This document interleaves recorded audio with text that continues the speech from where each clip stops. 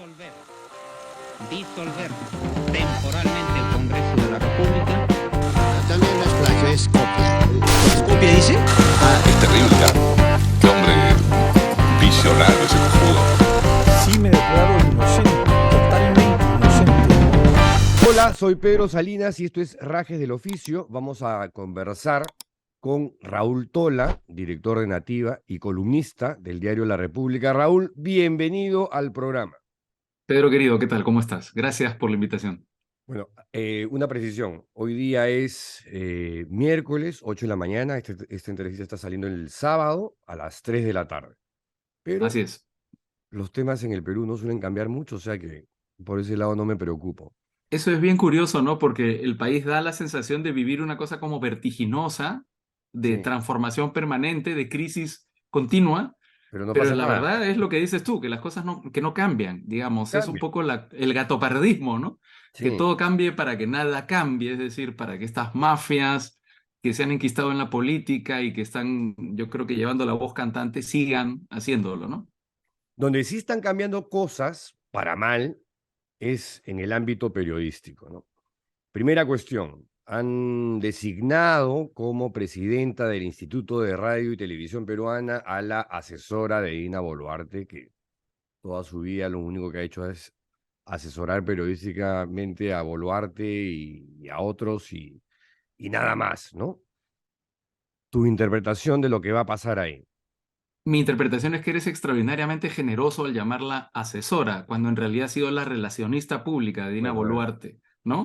Es verdad. Y yo creo que son importantes las definiciones en este caso, porque si tú pones a tu relacionista pública al frente del canal del Estado, lo lógico es que tú quieras que el canal del Estado haga relaciones públicas en tu favor, ¿no? Entonces, yo creo que la jugada es absolutamente clara. Yo creo que es evidente que el gobierno quiere tener el control más absoluto de los contenidos de TV Perú. TV Perú, que es una frecuencia que en Lima tiene un rating relativamente bajo, pero que efectivamente llega a todo el país, llega a lugares a los que no llegan otras señales comerciales, y que en la estrategia del gobierno, en la estrategia de control de daños y de construcción de una narrativa puede ser muy importante, ¿no?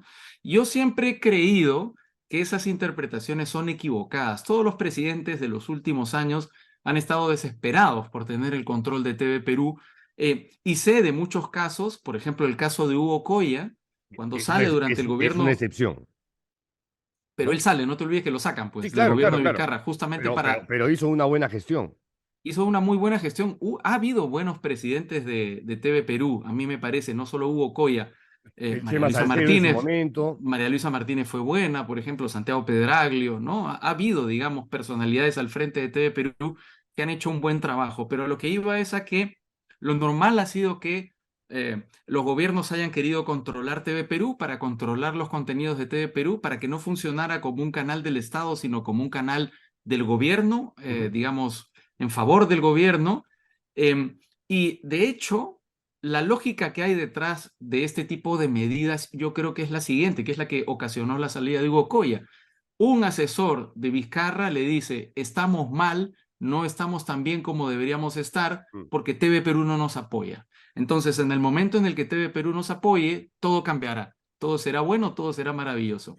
Entonces, claro, con la idea que tiene Dina Boluarte, que la ha revelado en alguna entrevista más o menos reciente, de que el problema es que el gobierno no sabe comunicar bien sus acciones y sus logros, es lógico que lo que se pretenda es tener un medio como TV Perú, si es que se cree que TV Perú puede cambiar ese problema de comunicación, ¿no? Ahora, ¿qué se perjudica con esa decisión? ¿En desmedro de qué se toma una decisión de esa naturaleza? Primero, yo creo, de toda la gente que trabaja dentro de TV Perú, la respuesta de la ministra de Cultura no se sostiene, ¿no? Todos los cambios son buenos. No, los cambios malos no son buenos, que es lo que ha hecho, Mm. digamos, TV Perú. Hay que decir cosas tan obvias como esta, digamos, para tratar de comprender algunas situaciones de nuestro país, ¿no? Entonces, los trabajadores de TV Perú que siempre han tenido ese problema, que es la autocensura, de no saber realmente por dónde ir, tomando en cuenta que dependen del Ejecutivo, ahora tienen clara, digamos, la indicación y ya no viajan, ya no pueden hacer preguntas, ya no pueden hacer mucho menos preguntas incómodas. Entonces, a mí me parece que es una decisión gravísima, es una decisión que va en contra de los tiempos y sin duda no es una decisión que contribuya a, digamos, la consolidación de una democracia en nuestro país. Ahora, en retrospectiva, bueno, yo soy mucho más viejo que tú, entonces llego hasta un poquito más atrás de repente en quienes han asumido la presidencia del Instituto de Radio y Televisión Peruano. Pero de todas las que yo recuerdo, esta es la peor de todas, ¿no? O sea, a veces ponen a un funcionario opaco, ¿no? Que va a decir, sí señor, pero caleta y más o menos que hace su chamba y por ahí hace alguito de periodismo, hace la finta que hace periodismo, pero poner efectivamente, como dices tú, a la relacionista pública de la presidenta al frente de una institución que es importante, tendrá poco presupuesto, no, en Lima no tendrá pues el rating que tienen los canales privados, pero esta decisión, yo digo, oye, por Dios, o sea, ¿hacia qué estamos yendo? Sí, yo creo que ahí es muy importante la palabra relacionista pública porque cuando tú hablas de estos funcionarios opacos, oscuros, que fueron, digamos, nombrados presidentes del directorio de TV Perú y Radio Nacional, estás hablando de personas que obedecían órdenes. Sí, Yo creo que lo más probable es que en este caso se tomen iniciativas sin esperar órdenes, ¿me entiendes? Ahí hay ujú, una sutileza, ¿no? de acuerdo. Lo que efectivamente hace que el caso sea mucho más grave, ¿no? A mí me parece muy preocupante porque yo he trabajado en TV Perú. Yo he trabajado en TV Perú, mencioné a María Luisa Málaga, Ah, porque claro, tú tenías tu efectivamente programa de entrevistas de 1 hora, los domingos por la ¿verdad? noche, ¿Verdad? ¿Verdad? y entonces Que es eran una época. buenazos esos Era una programas. época, es una época que yo recuerdo con mucho cariño. Yo pude trabajar muy bien en TV Perú, con mucha libertad. Después estuve un mes en Lima durante la campaña municipal informando sobre el desarrollo de la campaña municipal. Lo mismo, yo preparaba mi programa, decía lo que quería. Por supuesto, nadie me decía lo que tenía que decir, mucho menos lo que no podía decir. Y me iba a mi casa después de cumplir, digamos, con mis obligaciones elementales de periodista, ¿no? Satisfecho, satisfecho. Sí, contento, por supuesto, de verdad, ganándome el sueldo, digamos, de la manera más digna posible Ujú. y transparente. Bueno, y yo creo que ese camino que se había iniciado en TV Perú, que lo retoma Hugo Coya, Hugo presenta leyes para que efectivamente se construya un canal estatal independiente, distinto de los caprichos del gobierno, más parecido a Televisión Española y a la BBC. Pues ahora yo creo que se ha frenado por completo, se ha revertido.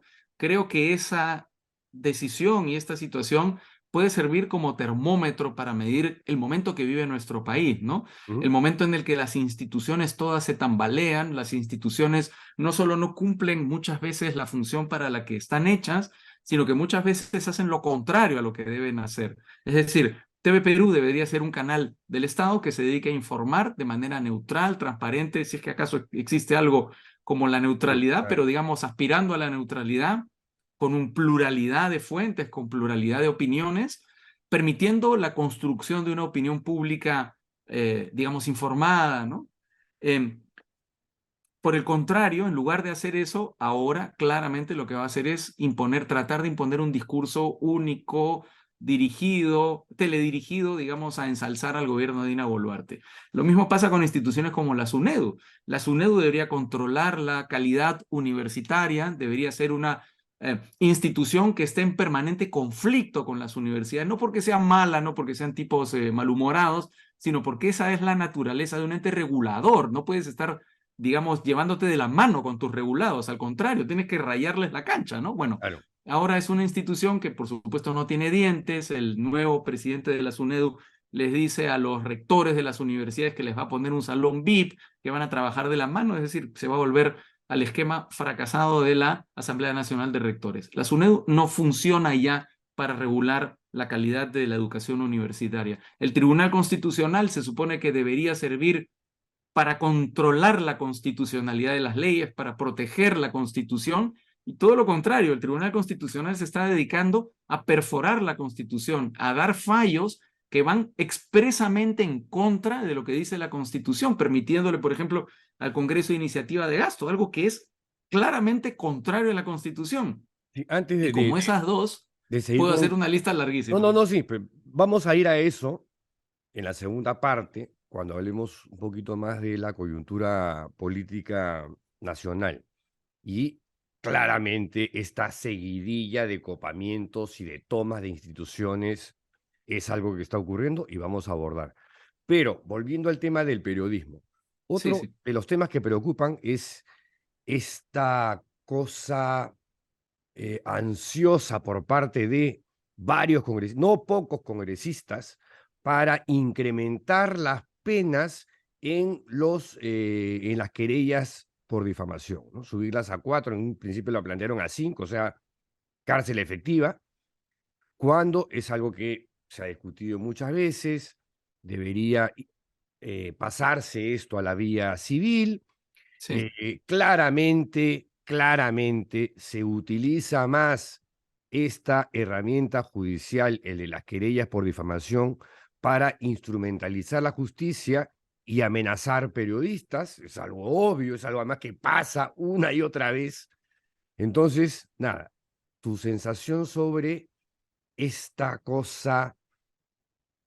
O sea, ¿sabes qué? Me jode decir clase política porque yo no considero que lo que tenemos al frente es clase política. O sea, lo que tenemos son sujetos angurrientos de poder con intereses detrás y que están como cuando entras a una trocha y la aplanas, están aplanando el camino para que la cosa para ellos sea más fácil en adelante, ¿no? Sí. ¿Cómo ves este asunto? Yo creo que es un asunto bien complejo. Quisiera comenzar por lo último que has dicho. Yo creo que lo último que has dicho es muy importante, es decir, esta idea de un submundo político, para Sí, usar sí, una sí, frase sí. que quizás sea más precisa que clase política, El inframundo. un inframundo político, ¿no? Que lo que está tratando de hacer es instaurar, digamos, un ecosistema a la medida de sus necesidades. Es Tal decir, cual. que permita que los corruptos evadan la justicia, que Tal cual. permita que la corrupción campe, es decir, que los Campee, lavadores de campee. activos campee, que los lavadores de activos no tengan ningún tipo de, digamos, de control judicial, etcétera, etcétera, etcétera, ¿no? Y claro, ¿qué ha ocurrido en nuestro país? En nuestro país hay prensa mala y prensa buena, como en todas partes. Es verdad que tenemos una prensa mala muy Muy sonora, mala, muy muy mala. mala, pero muy sonora sobre todo. Es decir, una prensa que miente de manera flagrante, que digamos, que es realmente pues una cloaca, ¿no? Fox News, pero No, no, digamos, no. en una combi. Bueno, eso existe, pero también es verdad que en los últimos 30 años de la historia de nuestro país, la buena prensa ha cumplido un papel fundamental. Lo que pasa es que, claro, es una buena prensa que también está sometida a este ataque permanente, a este acoso permanente, a estas tormentas de fake news y de embarramiento de prestigios. Pero es una prensa que ha servido de contrapeso al poder, que ha frenado muchas veces al poder. Yo recuerdo perfectamente, porque lo viví en primera persona, el papel que tuvo un pequeño canal de televisión que estaba en la marginalidad del cable durante los últimos 2 años del gobierno de Alberto Fujimori, el último año de su segundo mandato Canal N. y el primer año de su reelección. Canal N, donde yo comencé a trabajar en televisión, ¿no? Ujú. Canal N, desde ese lugar, digamos, escondido, comenzó ahora a dar, junto con los otros medios independientes que existían por esa época, La República, el propio diario El Comercio, del que era parte Canal N, la revista Caretas y otros medios, comenzó ahora a dar poco a poco los cimientos de ese régimen que parecía, El comercio hacia el final. bueno, pero este comercio apuesta por este Canal N. Es decir, había De acuerdo, de una, acuerdo, de acuerdo. digamos, una decisión clara del comercio de hacer bien el trabajo, porque hay una cosa que es bien importante de esa época, que es que digamos, la indicación clara, expresa y permanente para quienes trabajamos en Canal N, y era una línea editorial que provenía también desde el comercio, porque había directivos del comercio en el directorio de Canal N, era que no hiciéramos nunca activismo, sino solo periodismo. Es decir, si sacábamos una denuncia, siempre buscábamos al denunciado, si teníamos una opinión, buscábamos la opinión contraria, tratábamos de hacer periodismo de hechos básicamente y de no mezclar los hechos con la opinión. Y ese solo Esa sola decisión, ese solo hecho, contribuyó de manera decisiva a que ese gobierno que parecía todopoderoso se cayera, se derrumbara, terminara como terminó. Y lo mismo ha venido ocurriendo No, con porque distintas hay que decir iniciativas. que fue el medio que propaló en vivo el video de Curi Curi, Montesinos.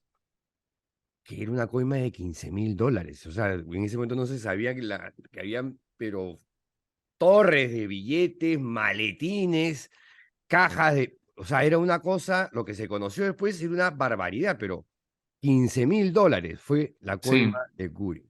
Mucho de ese dinero destinado, por cierto, a los canales de televisión, como lo ha recordado IDL Reporteros esta semana Sí, en sí, una nota sobre con el Humberto Jara, Exacto, Humberto Jaras, del que supongo que hablaremos también, sí, por supuesto. en una nota donde se incluye el contrato que firmó Crucillat con Montesinos, un contrato trimestral donde Montesinos tenía pleno control Alucinante, ¿no? editorial del canal. Es una cosa increíble. Sí, Bueno, no, eso ha y en el pasado. caso de La Razón, manejaba las portadas. Las No portadas nos las olvidemos, dictaba Vladimiro la Montesinos. dictaba en la cárcel, cuando estaba en pleno proceso.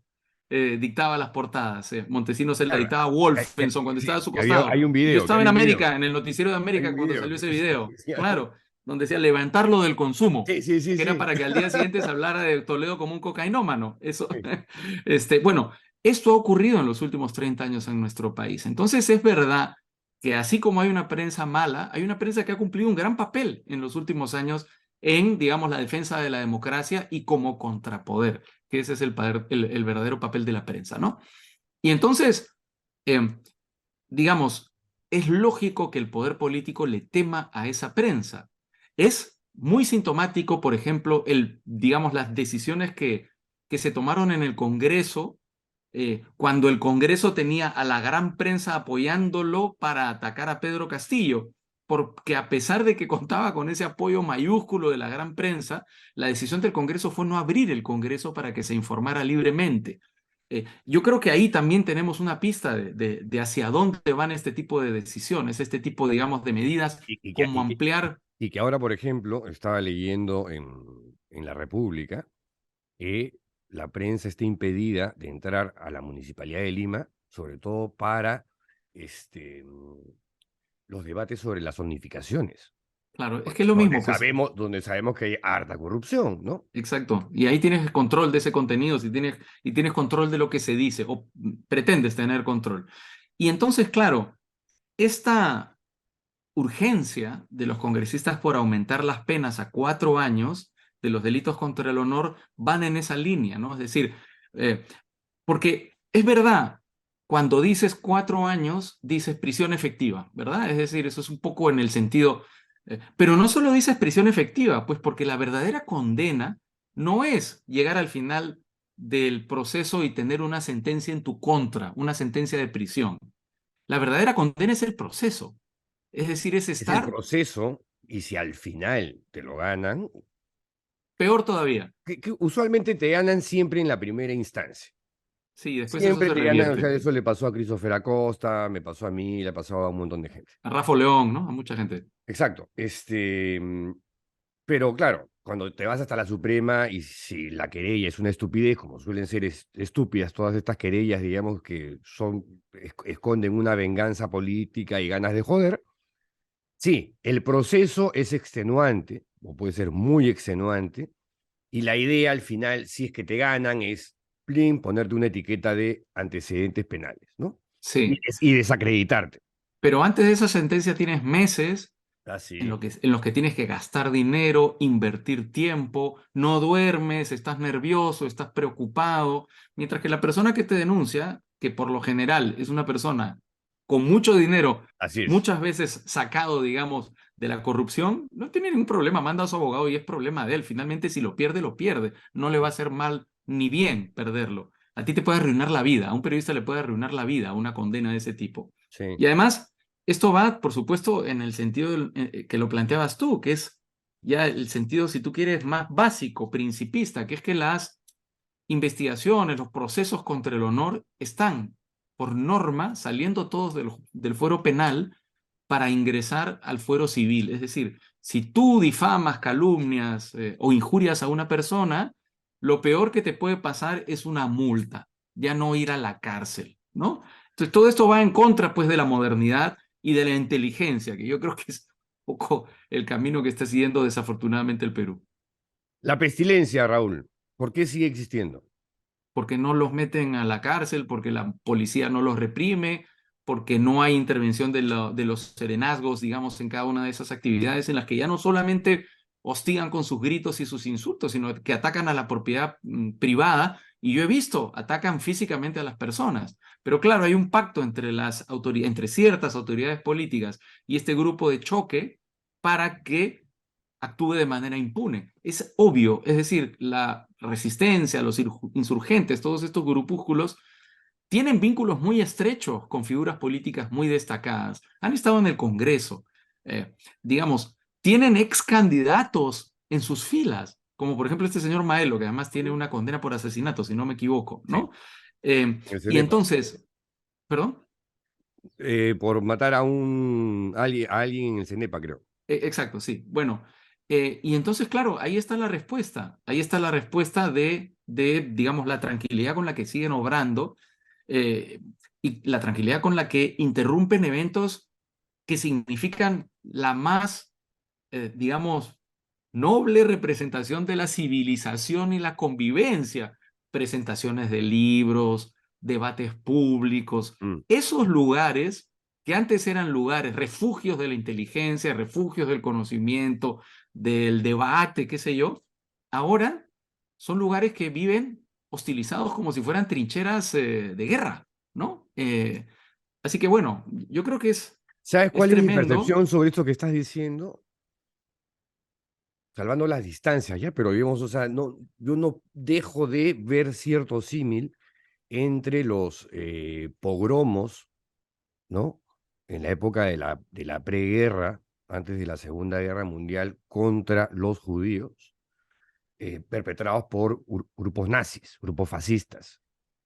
Y esto me huele así a un germen claramente fascista, que si no se le pone coto, si no se le pone freno, va a seguir creciendo como de hecho hace rato que viene creciendo. Sí. Con medios de comunicación, políticos que expresan claramente ese tipo de posiciones, ¿no es cierto? Tienes a este almirante Montoya, qué bestia, cómo le gusta que maten, ¿no? O sea, la policía tiene que tener derecho a matar a un asaltante y si lo agarra infragante, ¿no? Hay que salirnos de la Corte de Derechos Humanos para que se apruebe la pena de muerte. O sea, la muerte parece su... Pero su es bien loco divisa. además porque ¿Ah? el señor Montoya está absolutamente convencido de su situación de poder, porque no se ha puesto en el supuesto de lo que ocurriría si llegase una dictadura de izquierdas al Perú Ah, claro. y con lo esas persiguiera reglas. él. Y con sus No, reglas, con las reglas propuestas por él. exactamente. Está fuera de la Corte Interamericana de Derechos No, Humanos. ¿Qué no. le pasaría al señor Montoya? ¿Me entiendes? Sí. Pero yo estoy de acuerdo con lo que dices y yo creo que eso está muy vinculado con esta palabra tan manoseada que es la palabra caviar, ¿verdad? Es decir, esta persecución que se ha, digamos, extendido contra quienes están, digamos, englobados en esa definición y que son básicamente las personas institucionalistas, por no decir las personas que han ido al colegio y a la universidad y tienen algún tipo de carrera y algún tipo de pensamiento independiente. Porque el término se ha vuelto tan difuso. ¿Qué entiendes tú por caviar, por ejemplo? Es todo lo que no está a la extrema derecha y a la extrema izquierda. Ya. O sea, Así de sencillo. encajas Así de sencillo. encajas en el término. Plenamente. Tú también. Yo no estoy seguro, pero digamos, sí. Te lo aseguro. Yo lo recordaba la vez pasada, no me acuerdo con quién, aquí en una entrevista, y es que en la época del fujimorismo, ¿no? Donde yo me puse del lado crítico del gobierno, en la calle me insultaban, ¿no? Me gritaban cosas. ¿Qué decirte de las reuniones sociales, ¿no? Que era, o sea, la polarización de esa época me hace recordar a la actual. Pero el insulto así máximo era cívico. Que se convirtió en Cívico. caviar después, claro, sí. Dije, sí, ¿cívico? ¿Es mala palabra? Sí, pues claro, es terrible, ¿no? Que un insulto sea cívico. Es decir, Demócrata, demócrata. sí, qué horrible. Es que, bueno, eso demuestra pues los valores de las personas que promueven este tipo de ataques, ¿no? Es decir, son No, personas es la caverna, es Altamira. que están metidos ahí, Es sí, Altamira. exacto. Altamira tenía unos dibujitos ahí muy, la Sí, sí, verdad, sí, sí, que eran muy, muy más artísticos, valiosos, ¿no? más artísticos. Yo Sí. creo que es una caverna rocosa, oscura y que huele a azufre. Este, bueno, te preguntan por la pestilencia, tú hablabas de la prensa buena y la prensa mala, ¿no? Otra vez, el paralelismo entre el gobierno de Fujimori y el momento presente tienen algo une a esos dos momentos políticos, que es su prensa, ¿no? Su prensa áulica, su prensa ayayera, su prensa huelepedos, su prensa difamatoria, calumniosa, maledicente, y que ahora, digamos, claro, en tiempos de redes, viralizan las fake news, viralizan los bulos, las paparruchas, y la infodemia se ha vuelto en una enfermedad. O sea, a mí Sí, me alucina la gente que dice, oye, pero has escuchado lo que ha dicho Philip Butters. ¿será verdad? Todas las frases Exacto, que comienzan con esta exacto. formulación, digamos, lo que tratan es de ver si se valida o no una mentira, generalmente, ¿no? ¿Será verdad que esto ha ocurrido, ¿no? Sí, Em, yo creo que es parecido, pero es más complejo, ¿no? Por lo mismo que dices. Es decir, en esa época básicamente existía prensa formal, es decir, canales de televisión, diarios, ujú, revistas, es sí, decir, una prensa muy tradicional. sí, Ahora existe esta prensa, esta forma, digamos, de comunicación que no es tan tradicional. Ya no hace falta tener una imprenta para publicar información. Ya no hace falta tener un canal de televisión con sus costosos, digamos, aparatos para transmitir información. Ahora está al alcance de todo el mundo, se ha democratizado y yo creo que eso no necesariamente la ha hecho bien. La ha hecho bien en ciertos aspectos, pero en otros aspectos le ha hecho mucho mal. Yo me acuerdo de una entrevista que le hace David Letterman hace poco, relativamente, a Barack Obama, donde ya, no hablan le, del no, no le- no Twitter, le he visto, está en donde Netflix. hablan del Twitter. Sí, está en Ya. Netflix, en esta serie de entrevistas. Es la Sí, sí, primera que sí, sí. hace Letterman. Y entonces, cuando hablan del Twitter, claro, Letterman dice, cuando aparece Twitter, se dijo, aquí está la verdad. Porque claro, era una herramienta que le daba la posibilidad a todo el mundo de opinar, es decir, era una herramienta que definida así parecía muy plural.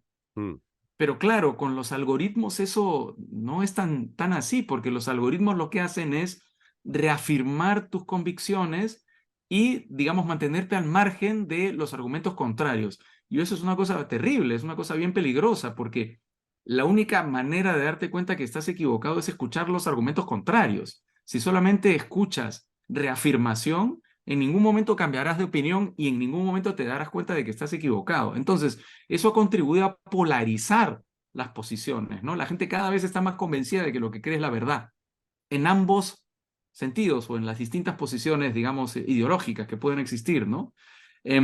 Yo creo que eso ha vuelto ese fenómeno que describes tú muy complejo porque, em, digamos, hay una suerte de fundamentalismo vinculado a ciertos medios de comunicación. Las personas comienzan a volverse inmunes a la información, a la aclaración, y básicamente le creen a alguien porque reafirma sus prejuicios, exacto, sus temores, exacto. ¿no? Sus convicciones más primitivas, ¿no? Ahora, ¿quiénes o cuáles dirías tú que son los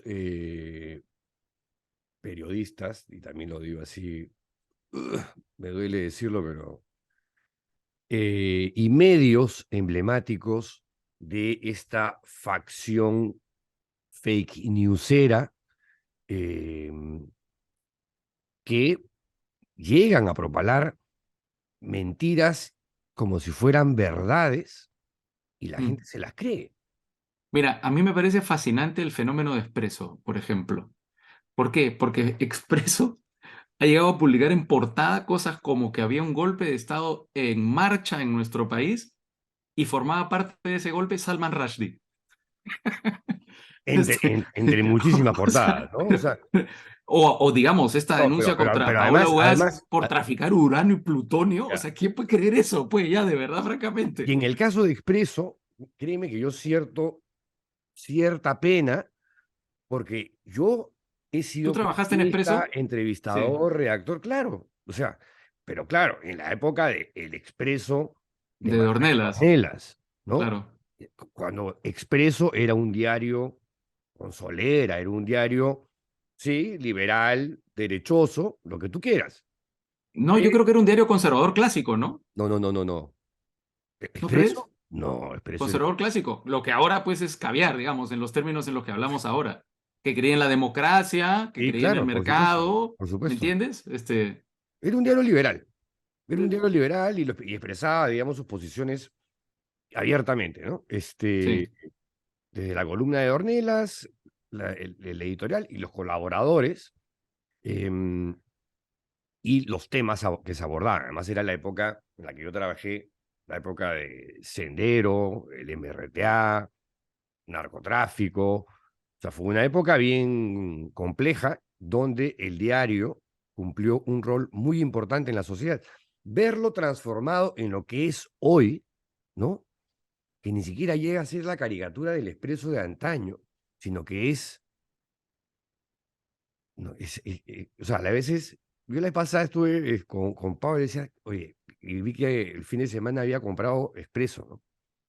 Dije, ¿compras esa mierda? O sea,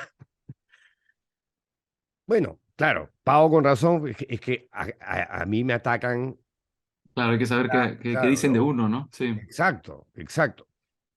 Cosa que yo no hacía y sí, a veces puede convertirse en un error porque cuando esas mentiras se van acumulando, de pronto han rebotado en sus aliados, La Razón, La Abeja, Willax, ¿no? Que se necesitan entre sí, son los mismos siempre, y de, sí. y de pronto terminas en el Poder Judicial, Así generan pues una mentira, como ha claro. acabado Pau, Sí, con una mentira que se creó, que se forjó en Expreso y sus medios aliados o cómplices, ¿no? sí. La Abeja, Willax y qué sé yo. Sí, sí, bueno, es gebelismo puro, ¿no? Es decir, Total, la total. construcción de una mentira y el mecanismo para instaurar esa mentira como una verdad o por lo menos como una duda, que ya es una conquista en la opinión pública, ¿no? Es decir, cómo se construye, como lo has descrito tú muy bien, es decir, alguien inventa una mentira, la más absurda posible, y de pronto todos los demás medios empiezan a reproducirla, generando una sensación, digamos, de generalidad, ¿no? Es decir, si te ataca por todas partes esta afirmación falsa, por más absurda que sea, por lo menos te empieza a generar una duda, ¿no? Este, pero claro, digamos, ¿cómo se combate eso? Eh, ¿Cómo Eh, se revierte eso? Mira, volviendo al caso de Pablo Ugaz, ¿ya? Que ha efectivamente tenido cosas lisérgicas en esta construcción del fake news en torno a ella, lo que tú decías, lo de la comercialización del uranio y plutonio, y después pitufeaba plata, y después traficaba terrenos, y después chuponeaba los teléfonos de la abeja y el abogado de José Antonio Buren. Sí, O sea, yo digo, ¿esta es mi amiga Pau? O sea, ¿en qué momento hace todo eso? ¿No? Pero una de las más alucinantes, que es además la que prosperó, es que esta nota famosa de los chats de Paolo Gas que salió los chats publicada, de Word, los chats de Word, sí, eso fue increíble, fabricados en sí. formato Word, porque ni siquiera hay un pantallazo, Nada, de, sí, de falsificar un screenshot, un pantallazo de WhatsApp. Los chats de Paolo Gas, sale el informe de 4 páginas, unidad de investigación sin firma, ¿no? Usualmente tú sabes que en el comercio es Graciela Villasís, en Hildebrand en sus 13, Américo Zambrano, ¿no? sí, Ángel sí. Páez en la República, todos firman, Uno quiere que lo reconozcan por sus por hallazgos, ¿no? supuesto, todos Lógicamente. firman. Acá no había firma, ¿no? Y cuando sale esto, de pronto, desde La Abeja y La Razón, tenías a Uri Ben Shmuel citando a Expreso, y La Abeja citando a Expreso, y Expreso no sé, se retroalimentaba acá. Oye, y la nota, esto lo descubre Carlos Rivera, porque Expreso se lo dice, el director de Expreso se lo dice, la nota de Expreso la había firmado Uri Ben Shmuel. Y este, que estaba desde La Abeja y La Razón, se escandalizaba de lo que había salido publicado en Expreso, escrito por él mismo. Entonces, oye, esto, por Dios, o sea, esto parece una cosa así literaria, surreal, Pero es que estamos viviendo también realismo mágico. estamos viviendo una especie de ofensiva de todos los derrotados de la transición democrática de nuestro país, ¿no? Que yo creo que sienten que este es su momento.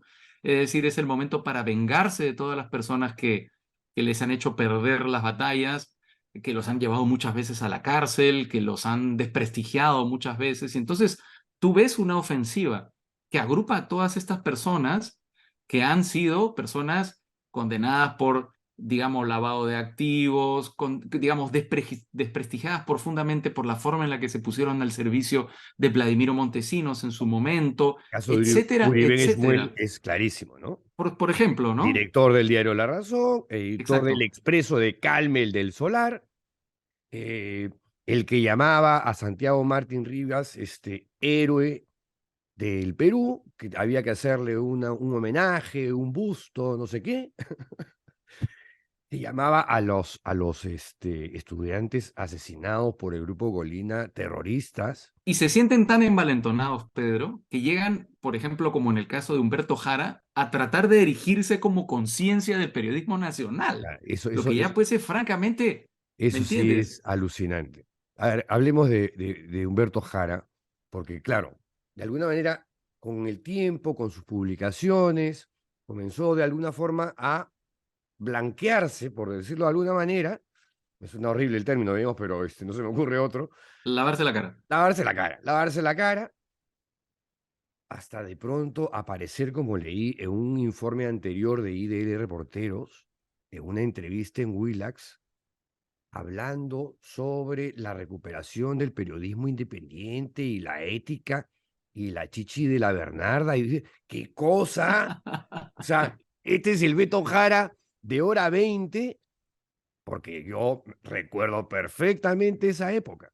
Perfectamente. Era el director en la sombra de este programa que salía los domingos a las 8 de la noche en Canal 4, el Canal 4 de los Crucillat, previo contrato, como tú has recordado ahora, y salían las cochinadas más No, las peores. repulsivas contra Sí. los críticos del gobierno y, por supuesto, todos los recontracherris a favor del régimen, ¿no? Ese Sí. es Beto Jara. Sí, si tú lees el contrato que ha publicado, yo no lo había leído nunca, no sé si alguna vez había salido, Yo lo pero tengo ahí, he impreso, porque como es larguito, he impreso para leerlo con calma esta semana. es buenísimo, porque lo que dice es que prácticamente todo lo que va a salir en pantalla tiene que ser sugerido o coordinado con Montesinos, y que no se permitirán preguntas incómodas ni independientes, es decir, es la antiprensa, no el antiperiodismo. Y entonces, claro, quien recuerda todas estas cosas de manera más vívida en una carta a Perú 21 es el propio Beto Ortiz, que después entrevista Exacto. a Beto Jara, ¿no? Exacto. Exigiéndole a Augusto Álvarez Rodríguez, que en ese momento dirigía Perú 21, que no siguiera publicando a Beto Jara y contribuyera de esa manera justamente al proceso de lavado de cara que desde ese entonces le ha podido más lo otro, ha intentado realizar Jara, ¿no?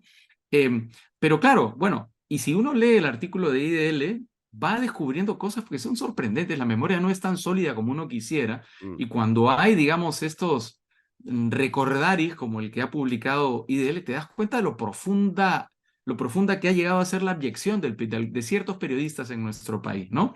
Porque es verdad que Beto Jara ha negado toda su vida que fue director de Hora 20, a pesar que todo el mundo sabe que fue director de Hora 20, pero incluso su estrategia, digamos, de autoprotección ha sido bien escasa, porque locutó algún reportaje como el que ha aparecido en el propio reportaje de IDL, ¿no? Entonces, no sé, yo creo que, por supuesto, todo el mundo tiene el derecho a equivocarse y frente a sus equivocaciones asumir una postura, digamos, contrita y tratar de enmendar su camino. Y finalmente todo el mundo tiene derecho a trabajar, ¿no? A ganarse la vida. Pero el camino que ha escogido Beto Jara para, digamos, recomponerse es francamente de un descaro No, su concha es máxima. Por máxima. ejemplo, en el caso Sodalicio, que es el caso en el que lamentablemente todavía no, te lo juro que ya hace rato que me quiero salir de este asunto, pero no me dejan. Bueno, sabes que a Daniel Llovera le publicaron un libro, ¿no? Sí, claro. Historia de una infamia, para tirarse abajo el reportaje de Al Jazeera. Porque Este él que es uno escribió de la Ramírez. Miguel Ramírez, ¿no? Ex Sí. jefe de la Unidad de Investigación del Comercio, y que se ha tirado 2 años y pico en esta historia. Que No ha ha, tenido un gran impacto, ¿ah? Un gran impacto yo mediático. le he Nadie le ha preguntado, hecho caso. le he preguntado a él mismo, ¿y cómo ha financiado esto? ¿No? Porque yo, para escribir mi libro, el último, Sin Noticias de Dios, yo he tenido que vender activos, los poquitos activos que tenía, para comprar años sabáticos y Sí. dedicarme exclusivamente a eso. Y cuesta un huevo de plata, ¿no? Lo estás haciendo ad honorem, alguien te está financiando, por supuesto nunca me respondió, ¿no? Además del informe de Miguel Ramírez, que luego se convierte en este libro, aparece otro de Humberto Jara, en Ah, sí. calidad de amicus curiae, solicitado por el estudio Aullón Aullón, ¿no? El estudio Aullón Aullón se lo pide así de la nada. El estudio Aullón Aullón era el que representó a Luis Castañeda Locio, a Lucianita León, a Luis Fernando Pero Figari además, y al cura de Jaime Bertel. entiendo que la figura del amicus curiae es un especialista que te da luces sobre el caso.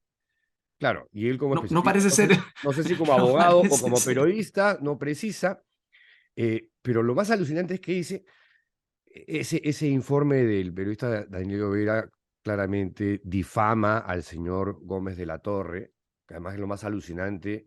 Gómez de la Torre quería por difamación a Pau y a Llovera, pero en realidad el tema de fondo del reportaje es que este tipo le pagaba semanalmente a la banda de la Gran Cruz del Norte, o sea, una banda criminal y de asesinos. Sí. Eso los auditores Ramírez y Jara no lo desmienten, pues, o sea, es lo más alucinante de la historia. Pero tanto Ramírez como Jara criticaban a Llovera que dentro de sus fuentes o entrevistados habían criminales. Entonces dije, oye, ¿esto lo está ¿Cómo? diciendo Beto ¿De Jara? verdad eso lo dice Beto Jara Sí, sí. al que detuvieron junto con Exactamente. Martín Rivas? Exactamente. Digo, oye, este es el Beto Jara que lo encontraron en la misma casa con Santiago Martín Rivas, el líder y asesino del Grupo Colina, el día de su captura, ¿no? O sea, el mundo al revés. Es que, bueno, el periodismo, Por eso pues, digo, ¿qué tal no se puede pretender que todas las fuentes sean santas, ¿no? Eso es una tontería, es un absurdo. Si vas a O hacer sea, algo evidentemente, sobre tienes que narcotráfico, entrevistarte con mafia. matones, Así asesinos, es. ladrones. Es el trabajo periodístico. Y luego sacar información y denuncias a partir de la información que obtienes. También entrevistas personas correctas, digamos, ¿no? Como tú estás haciendo conmigo. pero, pero la lógica del periodismo de investigación, sobre todo, es que tengas contacto con gente que muchas veces es corrupta o está incluso al margen de la ley. Y Eso el no quiere decir humo. que te contamine. Obvio, o sea, si vas a hacer una nota sobre narcotráficos o paqueteros, obviamente vas a hablar pues, con gente de baja estofa, lumpen, o sea, pero los dos hacen ese tipo de observaciones, todo con ganas de joder la reputación de Daniel Llovera, porque en esas estamos. Bueno, quiero hacer una brevísima pausa, Raúl, para ahora sí entrar a los temas políticos. Dale, perfecto. Pausa y regresamos con Raúl Tola.